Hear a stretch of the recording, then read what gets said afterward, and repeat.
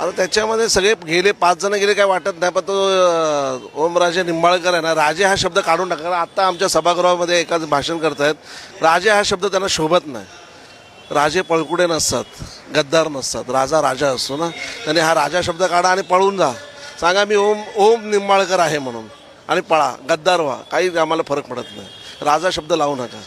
हां, आमची एक साथ होती त्यांना, नका करू तुम्ही गद्दारी. पण शेवटी त्यांच्या रक्तातच जर का असेल गद्दारी करण्याचं, त्याला आम्ही नाही रोखू शकत. कारण का आम्हाला एक हवा होता की तो निष्ठावंत म्हणून स्वतःला गाजवत होता ना, पण तो त्या शब्दाचा पक्का नाही. तो शेवटी गद्दार झाला आणि त्या ठिकाणी गेला.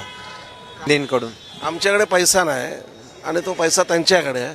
तो पैसा त्यांना पुरला असेल, भरपूर दिला असेल.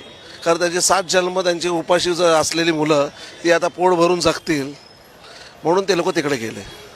शिवसेनेचा वर्धापन दिन जो आहे तो मुंबईमध्ये होतोय, मात्र या अगोदरच 6 खासदार फुटलेत. शिवसैनिक माझ्यासोबत आहेत. कसं पाहताय?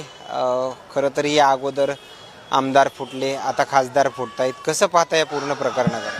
हो, आम्ही आहे ना नवीन तयार करतो, जी शिवसेना ओरिजिनल आहे ती, म्हणजे उद्धव बाळासाहेब ठाकरे. आणि मग तयार केल्यानंतर आणि निवडून आल्यानंतर ते बाजारात विकले जातात. त्यांची लायकीच सी असते. आता या ठिकाणी सगळे जे आहेत ते सगळे निष्ठावंत आहेत. कारण का त्यांना माहिती आहे किती पळाले तरी आम्ही दुसरी उभारी तयारी करू शकतो, एवढी आमच्यात ताकद आहे. कारण ते उद्धव साहेबांचं, बाळासाहेबांचं आमच्या अंगात विचार आहेत, आमच्या मनात एक जोश आहे की कोणी आलं आणि कोणी गेलं तरी आम्हाला काही फरक पडत नाही. हे आमचा उद्देश. तर विश्वासातले खासदार परभणीचे संजय जाधव असतील, हे देखील फुटले गेलेत. धाराशिवचे देखील खासदार जे आहेत ते फुटले गेलेत. कसं पाहता या पूर्ण प्रकरणाकडे? विश्वासातले ज्यांच्यावर विश्वास उद्धव ठाकरे साहेब ठेवायचे ते देखील आता खासदार. अशा नवनवीन व्हिडिओ पाहण्यासाठी चॅनलला लाईक आणि सबस्क्राईब करा.